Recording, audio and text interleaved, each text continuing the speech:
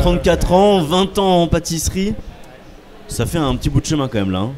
Ouais, un petit peu, ouais. C'est presque 20 ans. Et j'ai fait beaucoup de choses, et notamment une formation chez les Compagnons du Devoir pendant presque 8 ans. Alors raconte-nous justement ce que c'est, parce que tout le monde ne connaît pas forcément ce cursus-là, alors que c'est un des cursus justement méconnu, mais qui pourtant a créé des génies en pâtisserie. Et pour cause, on est vraiment... on met les mains dedans quand t'es rentré au Compagnons du Devoir, non ? Ouais, exactement. Alors, des génies de la pâtisserie, je sais pas, mais en tout cas, on est des hommes et des femmes de métier, on met les mains dedans, on essaie de travailler avec notre tête et avec nos mains, et de transmettre surtout la valeur forte, c'est vraiment la transmission du savoir-faire, le partage, la générosité, la bienveillance aussi. Et donc, j'ai appris comme ça pendant 8 ans, j'ai fait un tour de France, ensuite, je suis parti un peu aux États-Unis, à New York, pour apprendre à parler anglais, c'était très important pour moi. Ok.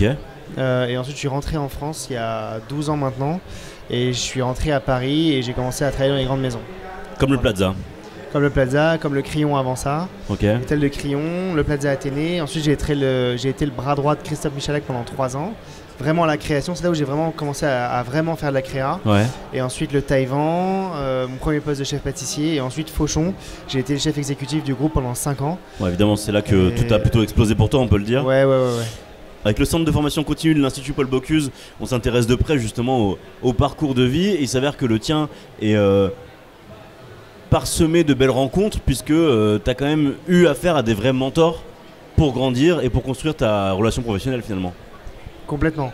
Alors, d'abord des vrais mentors, comme j'en cite souvent plusieurs, mais d'abord Jérôme Chaussès qui m'a accueilli au Crillon quand j'avais 22 ans, et ensuite Christophe Michalak qui m'a beaucoup aidé, qui est un ami et une personne que je respecte énormément, qui m'a vraiment beaucoup appris et qui m'a permis de me libérer dans une forme d'expression de liberté. Bien sûr.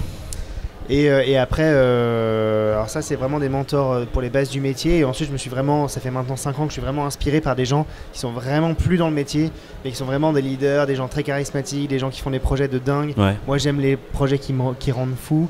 J'aime le monde de la création, de la mode, ces gens-là. Aujourd'hui c'est ces gens-là qui m'inspirent en fait. C'est vrai que parfois quand on a l'impression de passer dans un cursus entre guillemets un peu classique, on a peur que la formation nie un peu à la création. On a peur que la formation puisse un peu être un étau pour la création qui a envie de déborder. Comment on fait justement pour trouver le bon équilibre entre technique et création ? Ah, ça c'est une très bonne question.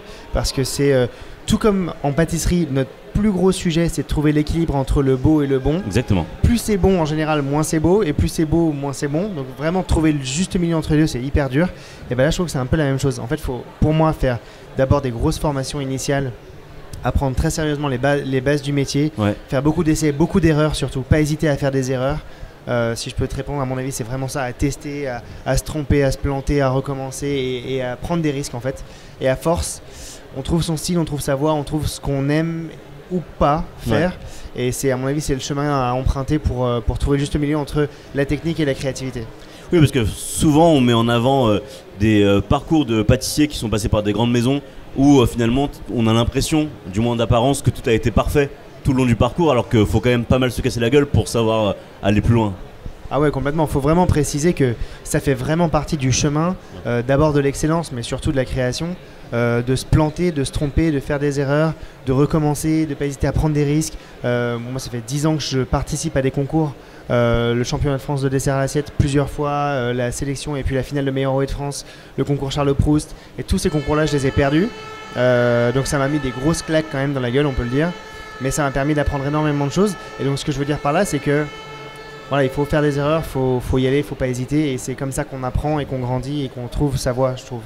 On sait que tu es un homme de défi, on le voit encore aujourd'hui avec cette sculpture, on le voit aussi dans ta vie, parce que finalement quand on arrive chez Fauchon par exemple, on a le poids d'une grande maison sur les épaules, et t'as pas eu peur un peu de la secouer cette grande maison ? T'as pas eu peur un peu de la réveiller un tout petit peu quand même, non ? Un peu, alors franchement c'était vraiment mon objectif. Prendre le poste de chef pâtissier c'était canon et j'étais très content de le faire, mais je venais vraiment avec un objectif perso de dépoussiérer et de secouer un peu la maison, et je préfère le préciser, j'ai eu la chance d'avoir une direction aussi qui m'a fait confiance et qui m'a laissé faire, parce que c'est pas si évident que ça. Ils m'ont filé les clés du bébé et ils m'ont dit vas-y éclate-toi, et ça a pris un peu de temps pour se caler, mais j'ai eu la chance de pouvoir le faire avec une super équipe, avec des moyens pour le faire et tout, et tout ça participe vachement à tout le travail que j'ai pu faire depuis quelques années. avoir beaucoup d'idées et pas trop de technique, c'est aussi le quotidien de quelques-uns qu'on appelle les autodidactes. Que penses-tu justement de ces gens-là qui arrivent dans le métier un peu plus sur le tard finalement, qui arrivent même un peu plus vieux et qui aujourd'hui veulent aussi avoir leur mot à dire dans la pâtisserie qui avant ne pouvait exister que si elle ne passait par la voie royale, que si elle ne passait que par la voie royale. Aujourd'hui en fait on peut pâtisser exactement comme on a envie de le faire. Alors écoute, moi je trouve ça top en fait. Je sais que ça a été très longtemps critiqué et c'est encore le cas. Souvent les reconversions c'est pas forcément toujours très bien accepté dans les labos et tout. Moi je trouve ça très bien parce que ça nous permet nous de nous secouer les puces et de se remettre en question sur beaucoup de choses, sur nos pratiques, sur nos manières de faire, notre manière de parler, notre manière de manager. Donc ça pour ça c'est très positif.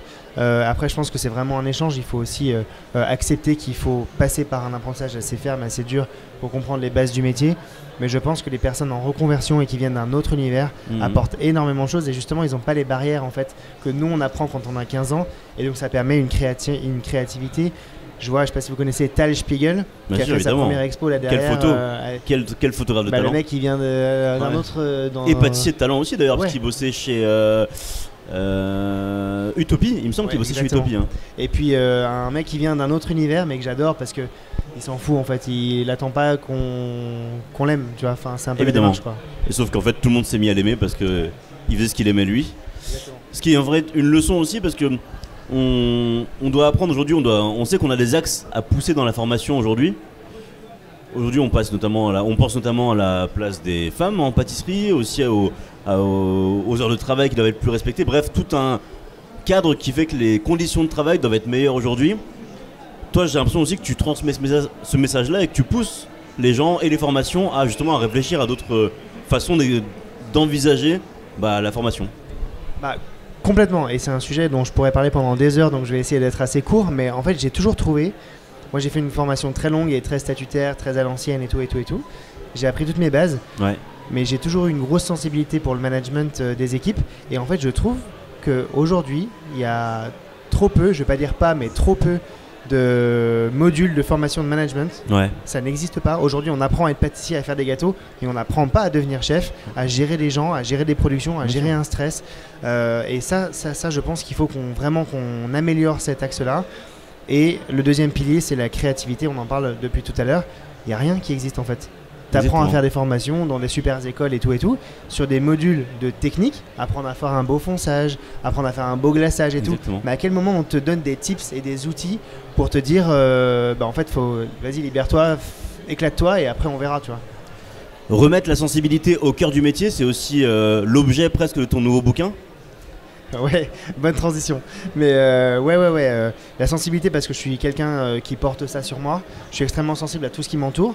Les gens d'abord et puis tout le côté humain et bienveillant des gens, mais aussi la matière première, la transformation des matières, les artistes, les gens qui travaillent avec leurs mains, avec leur tête, c'est quelque chose qui me passionne et dont j'ai envie de parler, mais qu'on parle jamais dans le métier. Exactement. Donc ce nouveau livre exactement qui sort la semaine prochaine, vendredi prochain exactement, c'est mon premier ouvrage sur lequel je bosse depuis 1 an, qui est un gros bébé. Et faut qu'on prévienne les gens, ça n'a rien d'un livre de recettes, ça n'a rien d'un carnet de chef, c'est absolument rien de tout ça, c'est au contraire presque un carnet d'inspiration dans lequel on va venir puiser son inspiration. C'est le but en fait, il s'appelle Inspiration au pluriel parce que je l'ai vraiment construit comme ça, comme un carnet de notes un peu, avec vraiment 10 histoires que je raconte de métiers totalement différents. J'avais envie de vraiment créer une passerelle entre les métiers d'art, d'artisanat d'art et les artistes parce qu'en fait on fait la même chose, la seule chose qui diffère c'est le matériau.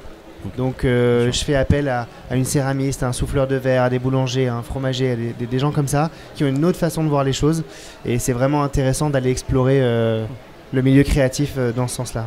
C'est finalement peut-être ça aussi qu'on doit passer comme message aux gens qui veulent se mettre à la pâtisserie, peu importe leur âge, c'est aussi de se dire que apprendre des recettes c'est bien, mais aussi apprendre à réfléchir sa cuisine, sa pâtisserie c'est le plus important parce que c'est comme ça qu'on devient vraiment pâtissier.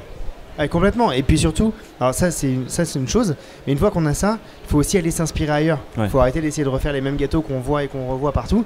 Il faut juste aller voir des expos, il faut aller voir des artistes, il faut aller voir des ateliers, même sans aller dans une expo. Ça coûte rien d'aller voir un atelier de souffleur de verre ou de céramiste et d'apprendre à faire un truc. C'est là où il faut aller chercher l'inspiration pour moi, dans la haute couture. J'adore ça. J'ai eu la chance de, comme tu le disais tout à l'heure, mon chemin a été parsemé de très belles rencontres professionnelles et personnelles depuis 20 ans et c'est ça aussi qui crée l'envie de faire des choses bien, de mettre en avant, comme dans ce livre, des belles personnes qui sont passionnées et passionnantes et voilà. Bah écoute, on a hâte de bouquiner ça et puis surtout on comprend que l'inspiration finalement on la trouve à peu près partout. Donc voilà, c'est un peu ça le message à passer, je pense. Faut vraiment dire aux jeunes, faut y aller, faut taper dedans, faut pas hésiter, faut pas avoir peur de faire des erreurs, faut pas avoir peur de déplaire. Enfin aux jeunes ou aux moins jeunes d'ailleurs, mais faut y aller, ouais. Bon, souvent quand on tente, ça nous réussit à la fin. Merci François. Ouais, je t'en prie, merci à toi. Merci beaucoup.